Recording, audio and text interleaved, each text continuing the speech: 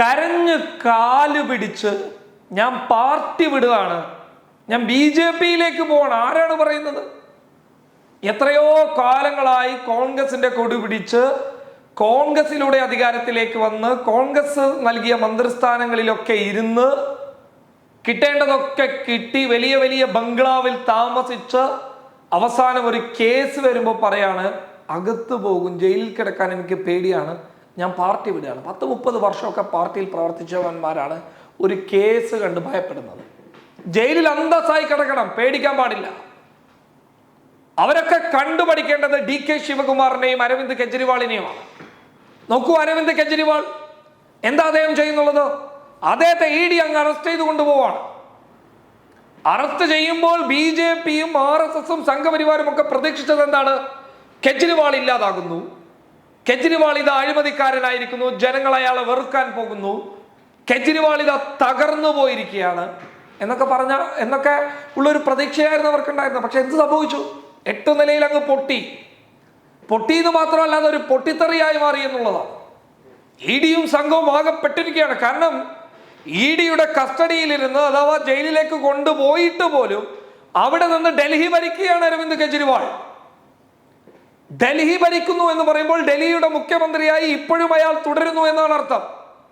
അത്രമേൽ ശക്തി തെളിയിച്ച് അരവിന്ദ് കെജ്രിവാൾ വിപ്ലവം സൃഷ്ടിക്കുന്ന വല്ലാത്തൊരു കാഴ്ചയാണ് ഡൽഹി സമ്മാനിക്കുന്നുള്ളത്.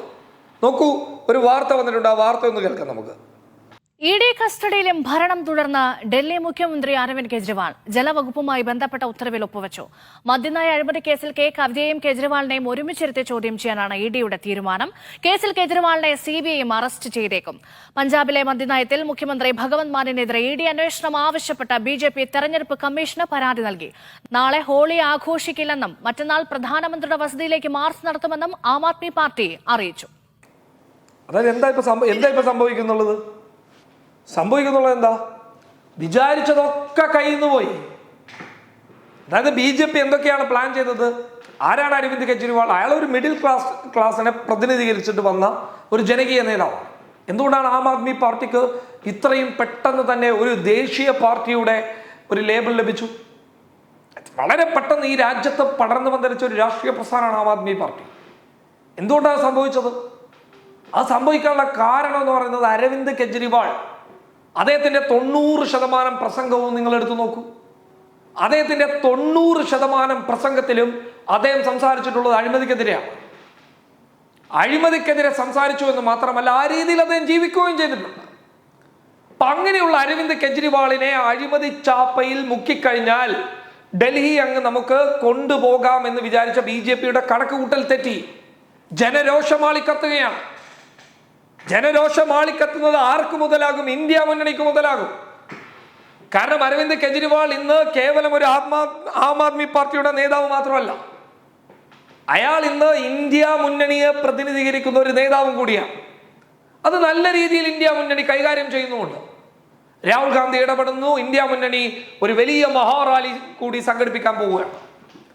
നോക്കൂ, പഞ്ചാബ്, ഹരിയാന, UP, അതുപോലെ തന്നെ ഹിന്ദി ഹൃദയം ഭൂമിയൊക്കെ, എന്തിനു വേണം, ഹിമാചലിലടക്കം അരവിന്ദ് കെജ്രിവാൾ, ആം ആദ്മി പാർട്ടിക്കല്ല, അരവിന്ദ് കെജ്രിവാൾ എന്ന് പറയുന്ന നേതാവിന് ഒരു ജനകീയ മുഖമുണ്ട്.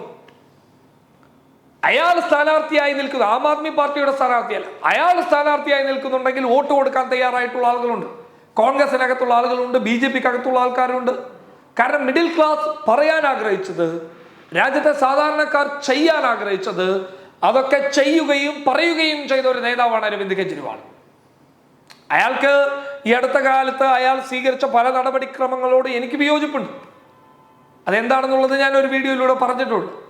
പക്ഷേ അയാൾ ഈ രാജ്യത്ത് മുന്നോട്ട് വെച്ച ആശയം, അഴിമതി വിരുദ്ധ രാഷ്ട്രീയ പ്രവർത്തനം എന്ന് പറയുന്ന ആശയം, അത് വലിയ രീതിയിൽ വിജയിച്ചിട്ടുണ്ട്. അതുകൊണ്ടാണല്ലോ അയാൾ ജയിലിനകത്ത് കിടക്കുമ്പോൾ പോലും പറഞ്ഞത്, ഞാൻ ജയിലിൽ കിടക്കുകയാണെന്നുള്ള ഭയം നിങ്ങൾക്ക് വേണ്ട, സഹോദരിമാരെ, നിങ്ങൾക്ക് കിട്ടാനുള്ളതൊക്കെ കിട്ടും, എൻ്റെ സംസ്ഥാനത്തെ സ്ത്രീകൾ സങ്കടപ്പെടേണ്ടതില്ല എന്ന് അയാൾ പറയാനുള്ള കാരണം എന്താ? അയാൾ ജനങ്ങളെയാണ് ഇഷ്ടപ്പെടുന്നത്, അയാൾ ജനത്തെയാണ് സംരക്ഷിക്കുന്നത്. കാരണം BJP ദേശീയതയെ മതരാഷ്ട്രീയത്തിന് വേണ്ടി ഉപയോഗിക്കുമ്പോൾ അരവിന്ദ് കെജ്രിവാൾ ദേശീയതയെ ജനാധിപത്യ രാഷ്ട്രീയത്തിന് വേണ്ടി അല്ലെങ്കിൽ രാജ്യത്തിന് വേണ്ടി ഉപയോഗിക്കുന്നു എന്നുള്ളതാണ്. ഇവിടെ BJP മുന്നോട്ട് വെക്കുന്ന ദേശീയത അരവിന്ദ് കെജ്രിവാളിലും ഉണ്ട്. കാരണം ആ കത്തിൽ, ജയിലിൽ നിന്ന് അയച്ചിട്ടുള്ള കത്തിൽ അദ്ദേഹം പറയുന്നത് എൻ്റെ ദേശം, ഞാൻ ജയിലിലാണോ പുറത്താണോ എന്നുള്ളതൊന്നുമില്ല, എൻ്റെ ദേശമാണ് എനിക്ക് വലുത്. ഇതൊക്കെ തന്നെയാണ് BJP പറയുന്നത്. പക്ഷെ അവർക്ക് വലുത് മതമാണ്. പക്ഷെ അരവിന്ദ് കെജ്രിവാൾ ദേശീയതയിലൂടെ ജനാധിപത്യ രാഷ്ട്രീയ ബോധത്തെ സംരക്ഷിക്കാനാണ് ശ്രമിച്ചിട്ടുള്ളത്. അപ്പൊ അങ്ങനെ ഉണ്ടാകുമ്പോൾ ദേശീയ താല്പര്യതയുള്ള, ദേശീയതയ്ക്ക് ഊന്നൽ നൽകുന്ന ഹിന്ദി ഹൃദയ ഭൂമിയിൽ അരവിന്ദ് കെജ്രിവാളിന് വലിയ മുഖമുണ്ട്, വലിയ സ്വാധീനമുണ്ട്. അരവിന്ദ് കെജ്രിവാളിന്റെ പെടുന്നനെയുള്ള അറസ്റ്റ് BJPയെ നിങ്ങൾ നോക്കുക. ലോക്സഭാ തെരഞ്ഞെടുപ്പിൽ ഇന്ത്യ മുന്നണി സഖ്യം അട്ടിമറി വിജയം നേടുമെന്നുള്ള വലിയ വലിയ വീരവാദമൊന്നും ഞാൻ എടുക്കുന്നില്ല. പക്ഷേ ഉത്തരേന്ത്യൻ മേഖലയിൽ പലയിടങ്ങളിലും അരവിന്ദ് കെജ്രിവാളിന്റെ അറസ്റ്റ് വലിയ രീതിയിലുള്ള BJPക്കുള്ള തിരിച്ചടിയായി മാറുന്നത് ലോക്സഭാ തിരഞ്ഞെടുപ്പ് ഫലം പുറത്തു വരുമ്പോൾ നിങ്ങൾക്ക് മനസ്സിലാക്കാൻ വേണ്ടി പറ്റും. നോക്കൂ, ഈ അരവിന്ദ് കെജ്രിവാളിന്റെ അറസ്റ്റിന് ശേഷമുള്ള ഒരു സർവേ നടത്തട്ടെ. മാന്യമായ രീതിയിൽ സർവേ നടത്തുന്ന ആളുകളൊക്കെ സർവേ നടത്തട്ടെ. അവരുടെ തിരഞ്ഞെടുപ്പ് ഫലം അങ്ങ് പുറത്തു വരട്ടെ. അത് വലിയ രീതിയിലുള്ള തിരഞ്ഞെടുപ്പ് തിരിച്ചടി അരവിന്ദ് കെജ്രിവാളിലൂടെ BJPക്ക് ഉണ്ടാക്കിയെടുക്കും. നോക്കൂ, അയാൾ ഇപ്പോഴും മുഖ്യമന്ത്രിയാണ്. ജയിലിലായി കഴിഞ്ഞാലും EDയുടെ കസ്റ്റഡിയിലായി കഴിഞ്ഞാലും എവിടെ പോകേണ്ടി വന്നു കഴിഞ്ഞാലും സ്വന്തം ജനതയോട്, സ്വന്തം പാർട്ടിയോട് നീതികേട് കാണിക്കില്ല എന്ന് ആവർത്തിച്ച് പറയുന്നവൻ നേതാവ് തന്നെയാണ്. അവൻ ധീരനാണ്, വീരനാണ്, അവനാണ് നയിക്കാൻ പറ്റുന്ന നേതാവെന്ന് പറയേണ്ടി വരും. കാരണം അയാൾ അത് ചെയ്യുന്നുണ്ട് എന്നുള്ളതാണ്. അയാൾ തന്റെ രാഷ്ട്രീയ പ്രസ്ഥാനത്തോട്, തന്റെ ജനങ്ങളോട് അയാൾ കൂറു പുലർത്തുന്നു എന്നുള്ളതാണ് അർത്ഥം. അയാൾ BJPക്ക് പോയാൽ തീർന്നില്ലേ? അരവിന്ദ് കെജ്രിവാൾ BJPക്ക് പോയി കഴിഞ്ഞാൽ എന്താ പ്രശ്നം? കെജ്രിവാളിന് വലിയ പിന്തുണയും കിട്ടും. അയാൾ ഈ അടുത്ത കാലത്ത് സ്വീകരിച്ച രാഷ്ട്രീയ നടപടിക്രമങ്ങളിൽ പലതും അയാളെ BJP എന്ന് പറയുന്ന രാഷ്ട്രീയ പ്രസ്ഥാനത്തിലേക്ക് പോയാൽ അയാളുടെ രാഷ്ട്രീയ ഇതൊന്നും പോകത്തില്ല. കാരണം ഏകദേശം ആ രീതിയിലുള്ള രാഷ്ട്രീയ നീക്കങ്ങളൊക്കെ അദ്ദേഹം നടത്തിയിരുന്നു BJPയെ നേരിടാൻ വേണ്ടിയിട്ട്. അത്തരം രാഷ്ട്രീയ നീക്കങ്ങളോട് വിയോജിപ്പുണ്ടായിട്ടുണ്ട്. പക്ഷേ ഒടുവിൽ അവസാനം അയാളുടെ എല്ലാ കളിയും കളിച്ചു. അയാൾക്ക് മനസ്സിലായി BJP അപകടമാണ്, നമ്മളെ അങ്ങ് ഇല്ലാതാക്കി കളയും, നമ്മളെ അങ്ങ് വിഴുങ്ങിക്കളയും എന്നുള്ള വ്യക്തമായ ബോധോദയത്തിൽ നിന്ന് അരവിന്ദ് കെജ്രിവാൾ കോൺഗ്രസിനോട് അടുപ്പം കാണിച്ചു, ഇന്ത്യ മുന്നണിയുടെ ഭാഗമായി. അതുകൊണ്ട് തന്നെ അദ്ദേഹം ഇപ്പോൾ രക്ഷപ്പെട്ടിരിക്കുന്നു എന്നുള്ളതാണ്.